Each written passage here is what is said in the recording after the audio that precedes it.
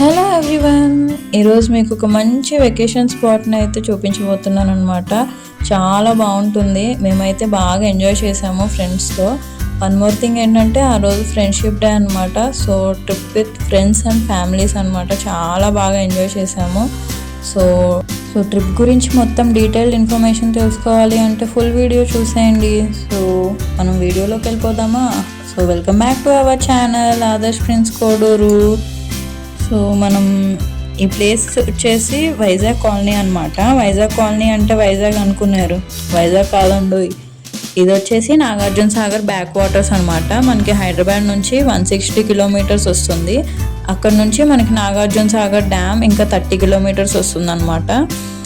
So మేమైతే 8:30కే ఇంటి దగ్గర నుంచి స్టార్ట్ అయిపోయాం అనమాట. అందరం ఒక చోట మీట్ అవుదాం అనుకున్నాము. సో ఇక్కడ మనం కెఫే ఉంది కదా, అక్కడ అందరం కలిసి టిఫిన్ చేసేసి ఇంకా స్టార్ట్ అయిపోయామన్నమాట.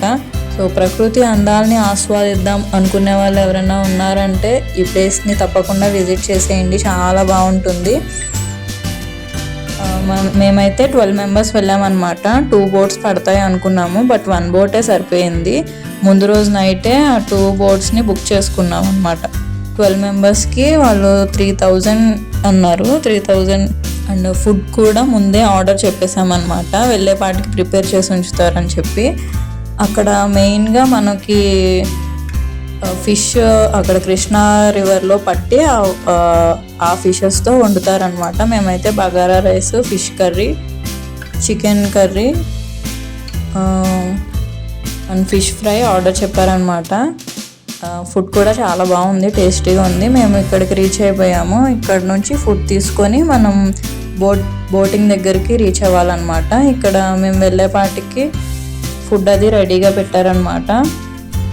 సో ఇదిగోండి మీరు. సో ఆ హోటల్ వచ్చేసి శ్రీ వెంకటేశ్వర హోటల్ అనమాట. టేస్ట్ అయితే బాగుంది. మీరు బోట్స్ అది ముందుగా బుక్ చేసుకోవాలి, ఫుడ్ కూడా ముందుగా బుక్ చేసుకోవాలి అంటే మీకు వాళ్ళ నెంబర్ అది డిస్క్రిప్షన్లో మెన్షన్ చేస్తాను అనమాట.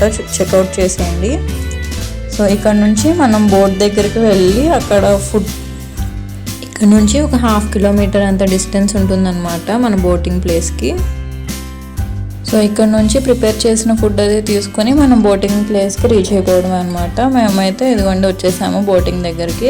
ఇక్కడికి వెళ్ళగానే మెయిన్ అట్రాక్షన్ ఏదైనా ఉందంటే ఈ డక్స్ అనమాట. చిన్న డక్స్ అసలు చాలా బాగున్నాయి చూడడానికి. ఆదర్శ్ అయితే చాలా బాగా ఎంజాయ్ చేశాడు అనమాట.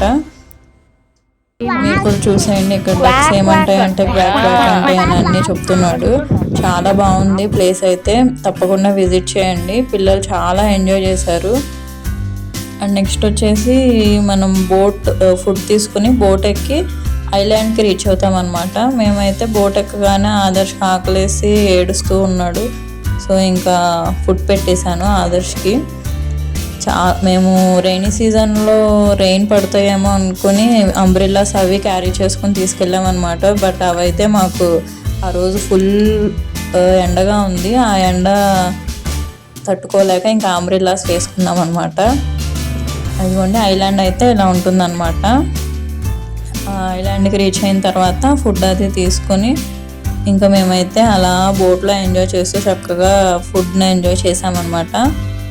ఫుడ్ టేస్ట్ కూడా చాలా బాగుంది. ఇంకా మేము ఫుడ్ తినే గ్యాప్లో పిల్లలు అయితే చక్కగా ఇక్కడ వాటర్లో ఎంజాయ్ చేస్తున్నారనమాట.